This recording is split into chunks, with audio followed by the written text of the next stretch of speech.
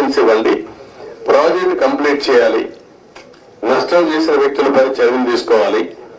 At the end of the day రాష్ట్ర భవిష్యత్తు national interest కూడా కాపాడుకోవాలి. సార్ వన్ క్వశ్చన్ సార్, ఇప్పుడు 441 crores 990 crores రెండు ఆప్షన్స్ చెప్పారు, వాడికి సెంట్రల్ గవర్నమెంట్ నుంచి అసిస్టెన్స్ వచ్చే అవకాశం ఉందండి? వాట్ ఐఎమ్ సేయింగ్, ఇంత డ్యామేజ్ వాళ్ళు ఏమి చెప్పారు, ఏం చెప్తారు, ఇంతలో మాట్లాడలే కదా. నేను సీఎంఏ మొన్నే ఫస్ట్ విజిట్ వచ్చాను, అర్థమైంది కూడా అర్థం చేసుకున్నాను. ఇప్పుడు వాళ్ళతో మాట్లాడి దీన్ని ఏ విధంగా ఫైనలైజ్ చేయాలి. అకౌంట్ మంత్రిలో మారాడు, లాస్ట్ టైం ఉన్న మంత్రి ఇప్పుడు లేడు, ఇదంతా కొత్త. కాస్త కూర్చో అందరికి మధ్య నేను ఒకరిగా సబ్జెక్ట్ కూర్చోడు ఉన్నామంతే.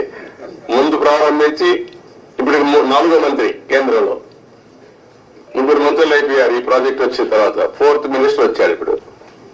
ఇవన్నీ ఆల్ ప్రాబ్లమ్స్ ఉన్నాయి, బట్ ఏ విధంగా సార్ట్అవుట్ చేయాలో సీరియస్ గా తీసుకుంటున్నా. అదే సమయంలో రాష్ట్రంలో ప్రజలకు అర్థం కావాలి, రెండు బ్యాలెన్స్ కావాలి.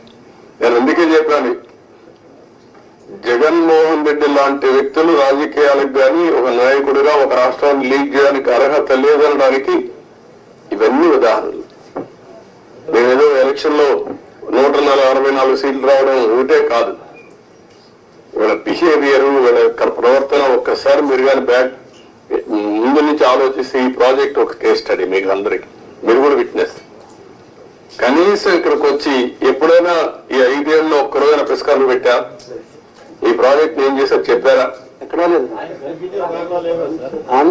అక్కడ పెట్టలేదు, ఇక్కడ పెట్టలేదు, ఎక్కడా లేదు.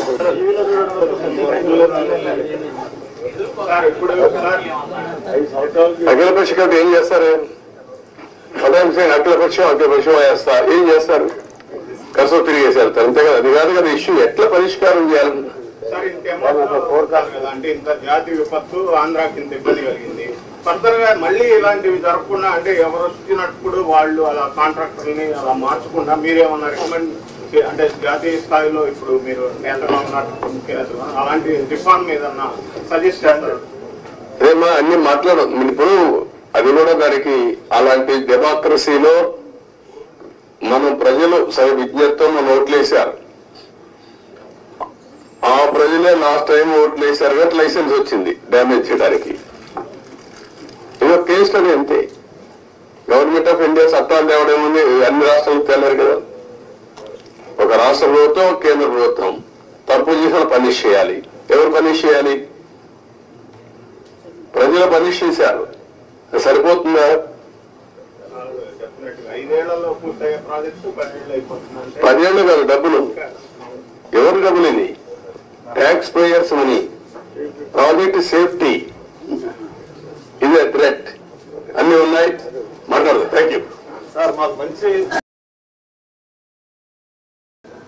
పార్లమెంట్ సమన్ చేశారు, దానివల్ల 7 మండలాలు మనకు వచ్చాయి. ఆ 7 మండలాలు వచ్చాయి కాబట్టి మనం ప్రాజెక్టు కట్టగలిగాం. అప్పటికే ఈ ప్రాజెక్ట్ చాలా, ఒక మాటలో చెప్పాలంటే అనేక సంక్షోభాలు ఎదుర్కొంది.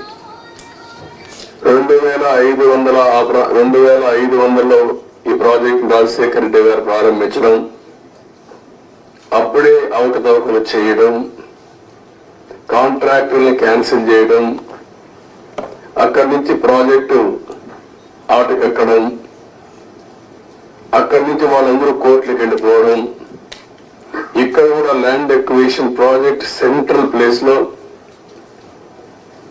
ల్యాండ్ ఎక్విజిషన్ చేయాలంటే వాళ్ళు కోర్టుకు వెళ్ళడం, right main canal, left main canal కాలువలు తవ్వాలంటే వాళ్ళు కోర్టులకు వెళ్ళిపోవడం.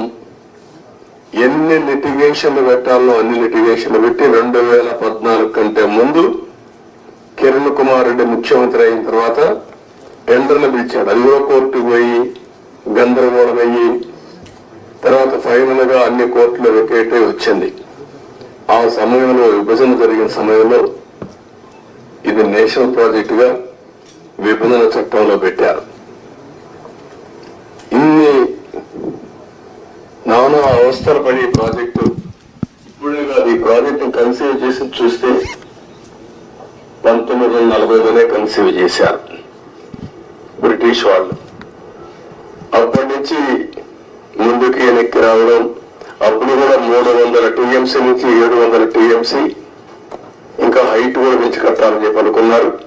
కదా మనకు వచ్చింది చూస్తే 45.72 మీటర్లు దీంట్లో కట్టినప్పుడు 194 టీఎంసీ ఆఫ్ వాటర్ స్టోర్ చేసేదిగా మనం దీన్ని పెట్టుకున్నాం. అంటే 194 టీఎంసీ వాటర్ పెట్టుకుంటే 320 టీఎంసీ ఆఫ్ వాటర్ వాడుకునే అవకాశం వస్తుంది. ఫ్లడ్ వాటర్ వచ్చినప్పుడు ఈ రిజర్వాయర్లు పంపించి అన్ని చేసే అవకాశం వస్తుంది. ఈ ప్రాజెక్టు చూస్తే ఉత్తరాంధ్ర గాని ఈ యొక్క